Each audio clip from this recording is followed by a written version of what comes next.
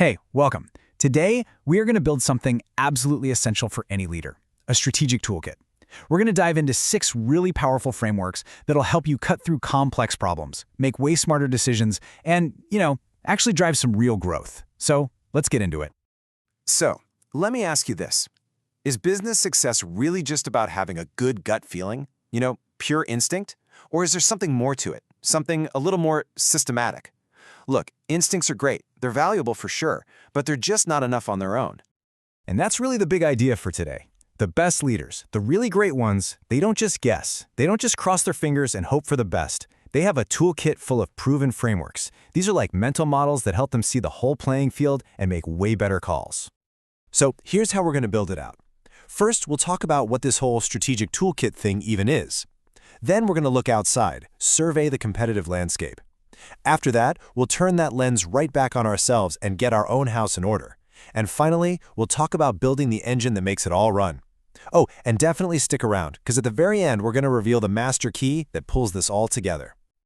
So what is this toolkit really? Well, think of it as a collection of proven methods. They're designed to take these huge, messy, complex business challenges and just break them down into clear, manageable steps you can actually do something about. They're not magic, but they're incredibly powerful lenses for seeing things clearly. All right, the first set of tools in our kit is all about what's going on outside your 4 walls. I mean, it makes sense, right? Before you can even think about winning the game, you've got to understand the field, who the other players are, and what rules you're all playing by. And for that, we're pulling out a big one, Porter's 5 Forces. This framework is just brilliant. It helps you analyze the structure of an entire industry to figure out just how tough it is out there, and more importantly, how much potential there is to actually make a profit. The best way to think about these 5 forces is to imagine them all squeezing the profit out of an industry. You've got your direct competitors fighting for market share. You have suppliers and buyers who might have the power to jack up your costs or drive down your prices. Then there's the threat of substitute products, people finding a totally different way to solve their problem. And finally, you've got new companies trying to jump into your space. Think about the airline industry. All 5 of these forces are incredibly intense, which is exactly why it's so famously hard to make money. Okay, next tool up is a total classic, and for good reason. This SWOT analysis. This is the perfect bridge between looking at the outside world and looking inside your own company. It lets you map out your strengths, weaknesses, opportunities, and threats all in one go. So let's start with the O and the T, the external parts. Opportunities are like tailwinds pushing you forward. Think of favorable market trends, a new technology you can use, or a gap in the market that nobody's filling. On the flip side, threats are the headwinds. These are things like new competitors showing up, a shaky economy, or anything else outside your control that could trip you up. Okay, we've looked out the window. Now it's time to look in the mirror. A great strategy has to be grounded in reality, and that means taking a brutally honest look at what your organization is actually capable of. And this brings us to the other half of our SWOT analysis, the S and the W, the internal stuff. Strengths are your secret weapons. Maybe it's a unique patent, a brand that people absolutely love, or just an unbelievably talented team. Weaknesses are where you're vulnerable. It could be limited resources, clunky old tech, or a gap in your team's skills. And you gotta be honest here, a clear-eyed view is the only way you can build a strategy that will actually work. So, you've identified your strengths. That's great. But how do you make sure the entire organization is actually set up to play to those strengths?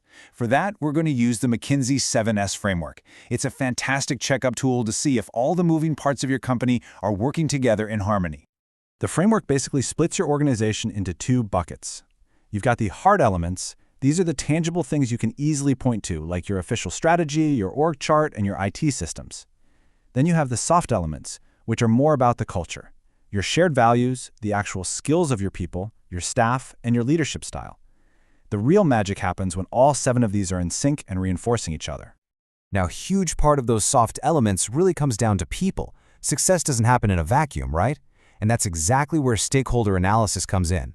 This tool helps you identify everyone who has a stake in your success. We're talking investors, employees, customers, partners, and figure out how to best engage with them. And the strategy here is actually super simple. You map everybody out based on 2 things: how much power they have to influence the outcome, and how interested they are in it. So someone with high power and high interest, you got to manage them closely. Someone with low power and low interest, you could probably just monitor them. It's all about putting your time and energy where it matters most. Okay, so you've analyzed the market, you've aligned your organization, but let's be real, a great plan is totally useless if you can't execute it well. So the next tools in our kit are all about building a high-performance engine to turn that strategy into reality. And the go-to tool for this job is Six Sigma.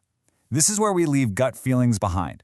This is a super rigorous, data-driven method for finding and stamping out defects and errors in any process.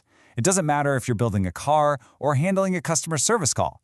The goal is to get as close to perfect as you possibly can. Six Sigma projects almost always follow this clear 5-step process called DMAIC. First, you define the problem very clearly. Then, you measure how bad it currently is. Then, you analyze the data to find the root cause. Next, you improve the process with a smart solution. And finally, and this is key, you control it to make sure the fix sticks. It's this awesome cycle of continuous improvement. Okay, so we have filled our strategic toolkit. We've got frameworks for looking outside, aligning what's inside, and executing with excellence. But, just having a bunch of tools is only half the battle. The real art, the real skill of leadership is knowing which tool to pick up and when to use it. And that, right there, leads us to the most important question of all. You've got all these powerful models. Porter's 5 Forces, SWOT, Six Sigma. So, where in the world do you even begin? The answer is so simple, but it's also incredibly profound. You start by asking the right questions. See, great strategy isn't really about memorizing frameworks. It's about having a deep, relentless curiosity to poke and prod, to challenge every assumption, and to uncover what's really going on. These kinds of questions, they're the master key. If you ask what customers love most, that'll probably lead you to a SWOT analysis on your strengths.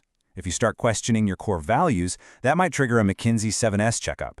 And if you analyze your biggest failures, you might find a broken process that's just begging for a Six Sigma project. The questions always point you to the right tool for the job. So, let's just end on this thought. Frameworks are just tools. They're sitting there in the toolkit, but they're not the solution. The real power comes from you, from your ability to see a situation clearly and ask that one insightful question that unlocks everything. So the only question that matters now is, what's the first question you are going to ask?